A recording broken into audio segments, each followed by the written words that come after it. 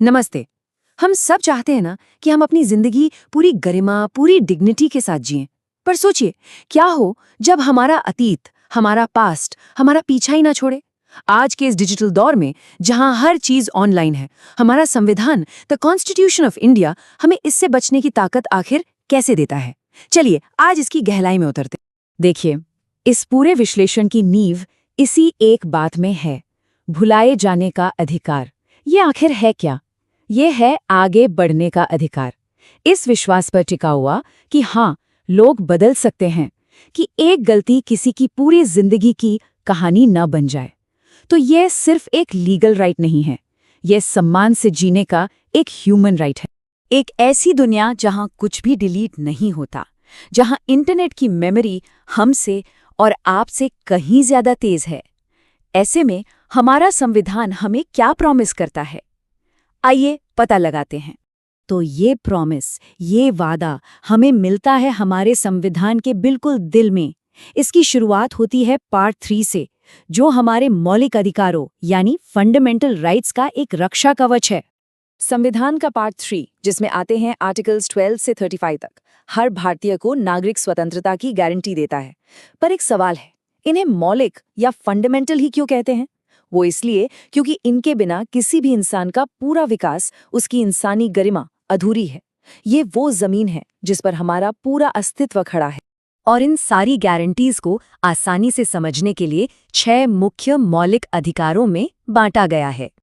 ये 6 अधिकार हमारे लोकतंत्र के स्तंभ हैं। समानता का अधिकार, यानी कानून के सामने सब बराबर। स्वतंत्रता का अधिकार, यानी बोलने और जीने की आज़ादी। शोषण के विरुद्ध अधिकार, अपने धर्म को मानने की स्वतंत्रता। और सांस्कृतिक अधिकार। और इन सबका रक्षक कौन? संवैधानिक उपचारों का अधिकार। ये वो मास्टर की है जो बाकी सारे ताले खोलती है। लेकिन एक अजीब सिचुएशन सोचिए, क्या होता है जब संविधान से पहले बने कानून इन नए फंडामेंटल राइट्स से टकराते हैं? इस उलझन को सुलझाने के लिए हमारे पास एक बहुत ही फैसिनेटिंग लीगल कॉन्सेप्ट है। इसका नाम है डॉक्ट्रिन ऑफ एक्लिप्स या ग्रहण का सिद्धांत। बिल्कुल जैसे सूरज ग्रहण में सूरज कहीं जाता नहीं है ना? बस चांद उसके आगे आ जाता है, उसकी रोशनी को छिपा लेता है। ठीक वैसे ही अगर कोई पुराना कानून किसी मौलिक अधिकार के खिलाफ है, तो वो मौलिक अधिकार उस कानून पर ग्रहण लगा देता है। कानून मर नहीं जाता, बस निष्क्रिय यानी इनऑपरेटिव हो जाता है। तो ये ग्रहण आखिर काम कैसे करता है? देखिए, पहले एक पुराना कानून है, फिर संविधान का मौलिक अधिकार उस पर एक साया डाल देता है। अब ध्यान दीजिए, कानून खत्म नहीं हुआ, बस सो गया है, डॉर्मेंट हो गया है। और यहाँ आता है सबसे इंटरेस्टिंग पार्ट। अगर फ्यूचर में संविधान में कोई बदलाव होता है और वो टकराव खत्म हो जाता है, तो बस ग्रहण हट जाता है और वो पुराना कानून जैसे नींद से जाग जाता है, दोबारा जिंदा हो जाता है। पर इसमें एक कैच है, एक बहुत इंपॉर्टेंट पॉइंट। ये ग्रहण का सिद्धांत सिर्फ उन कानूनों पर लागू होता है जो संविधान से पहले बने थे। क्यों? क्योंकि 1950 के बाद बना कोई भी कानून अगर वो हमारे मौलिक अधिकारों के खिलाफ है, तो वो शुरू से ही मुर्दा पैदा होता है। उसे लीगल लैंग्वेज में स्टिल बॉर्न लॉ कहते हैं, और उसे रिवाइव नहीं किया जा सकता। वो हमेशा के लिए खत्म हो जाता है। तो चलिए अब पुराने कानूनों से निकल कर आते हैं आज की इस डिजिटल युग की सबसे बड़ी चुनौती पर, यानी इंटरनेट की वो परमानेंट मेमोरी जो कभी कुछ नहीं भूलती। इस नई चुनौती से निपटने की शुरुआत हुई साल 2017 में। सुप्रीम कोर्ट ने केएस पुट्टास्वामी केस में एक लैंडमार्क जजमेंट, एक ऐतिहासिक फैसला सुनाया। उन्होंने कहा कि राइट टू प्राइवेसी यानी निजता का अधिकार हमारा मौलिक अधिकार है। और बस इस एक फैसले ने डिजिटल वर्ल्ड में हमारे राइट्स की पूरी पिक्चर ही बदल दी।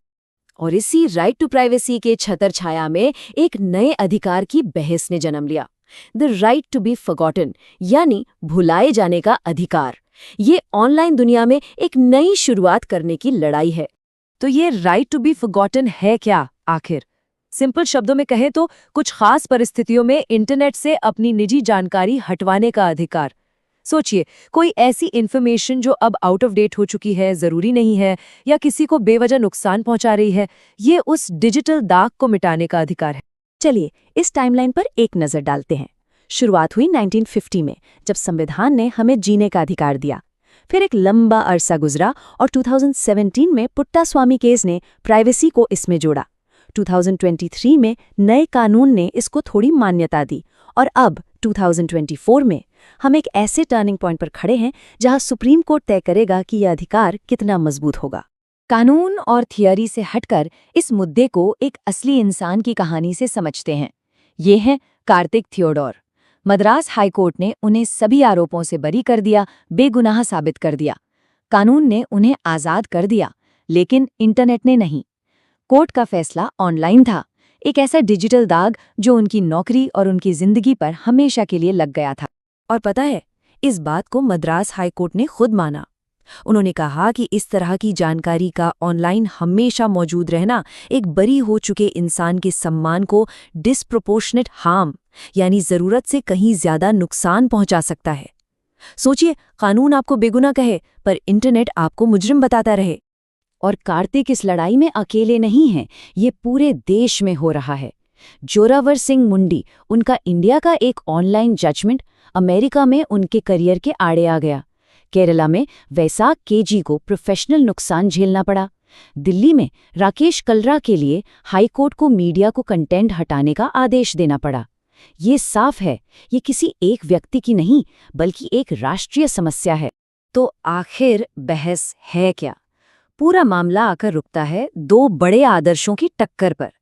एक तरफ है एक व्यक्ति की गरिमा, उसे एक नई शुरुआत करने का मौका देने की बात, और दूसरी तरफ है ओपन जस्टिस का सिद्धांत, यानी न्याय सबके सामने हो, रिकॉर्ड सुरक्षित रहें, इंफॉर्मेशन फ्री हो।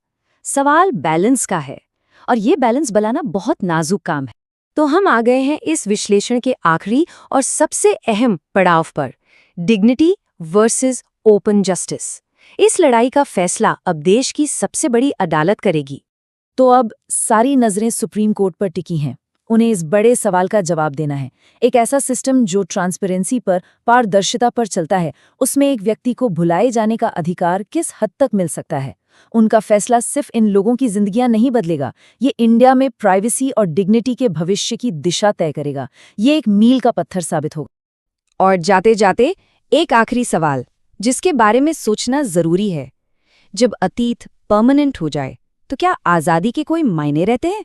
तो एक बात याद रखने वाली है, हमारे अधिकार पत्थर की लकीर नहीं है। वो हमारे लोकतंत्र का एक जीता जागता सांस लेता हुआ हिस्सा है जो वक्त के साथ विकसित होते हैं। इसलिए जानकार बनिए, इंगेज रहिए और इस यात्रा में शामिल रहिए, क्योंकि ये हम सबके अधिकार हैं। अगर इस तरह के इंपॉर्टेंट टॉपिक्स को आप और गहराई से समझना चाहते हैं तो हमारे चैनल के साथ जरूर जुड़िए। हम आगे भी ऐसे ही विश्लेषण लाते रहेंगे। मिलते हैं अगले एपिसोड में। शुक्रिया।